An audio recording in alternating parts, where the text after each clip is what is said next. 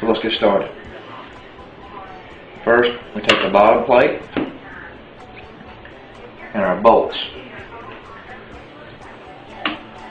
Stick the bolts through the holes.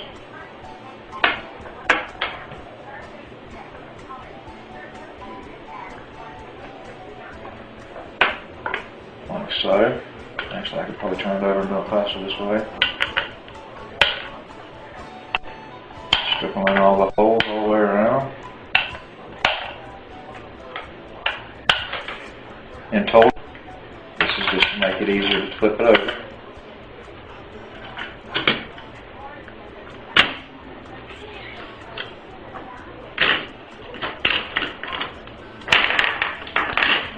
Taking note that the porthole is toward me, so that the next plate, instead of being in the same line of the same, will be at the top. I'll set this plate up here and out of the way. First, we're going to start off with a gasket. First few that you put on, that went on very easy. The first few you put on usually doesn't go that easy. Keeping in mind that the porthole is the bottom on this one, you want to turn the plates. Actually, I should have them all turned. Like I say, you normally wear gloves, but make sure that you've got clean hands.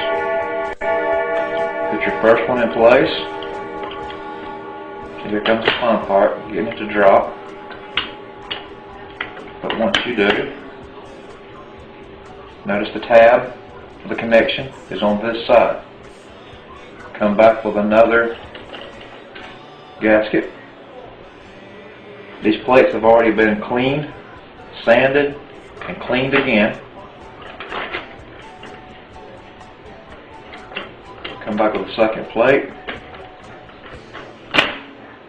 Drop it down. Go with another gasket.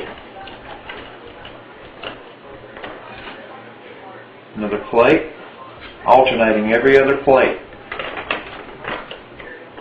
You could put all the connections on one side, but that would not give you enough room to make your connections,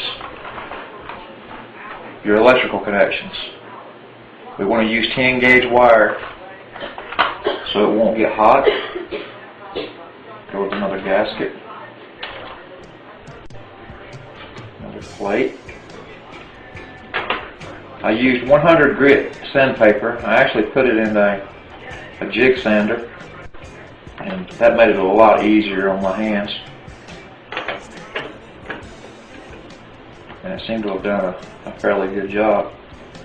I have one extra plate here. I have several extra plates, but put that plate to the side. You end with a gasket just like you began with a gasket. Remembering to put when I put the other end on it, I'm keeping the hole on this one at the top. Remember, the other one was at the bottom. That's for the fill up. This is for the exhaust side. This is where the gas is coming out of. Come back and put washers. You can use lock washers, but I'm using just small fender washers for now.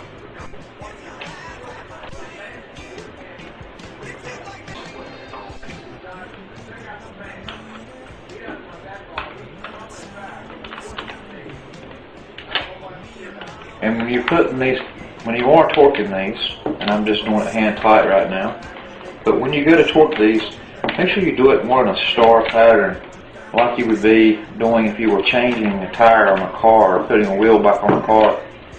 What that does is it ensures that you're getting even pressure all the way around. You don't ever want to over tighten this material for a gasket or any other material for a gasket, as you're liable to damage the gasket. And believe me, it's nothing more aggravating than to fill these things up with electrolyte and have to go back and tear it back apart to repair a little bit of a small problem with your gasket. And as you go back, you're starting to notice that you can turn some of them because of the way you've tightened them. Just double check everything. There is the cell part of it.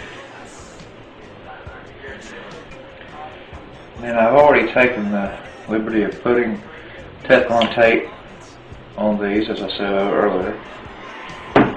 And for these particular fittings are, I think it's 1/2 inch. Anyway, that's what that was, and I tapped it out, and they should go on in there, no problem really. Line up very well. And once you put the Teflon tape on there, there's nothing like a trusty Craftsman 5/8 wrench. Just bend the top where the gas will come out, and this is the end that will go out to your bubbler. These connections here are, you can choose hot, negative, or you can have your neutrals in here.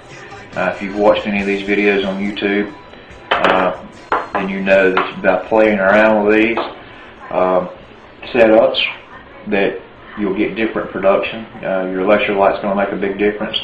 But have fun, be careful.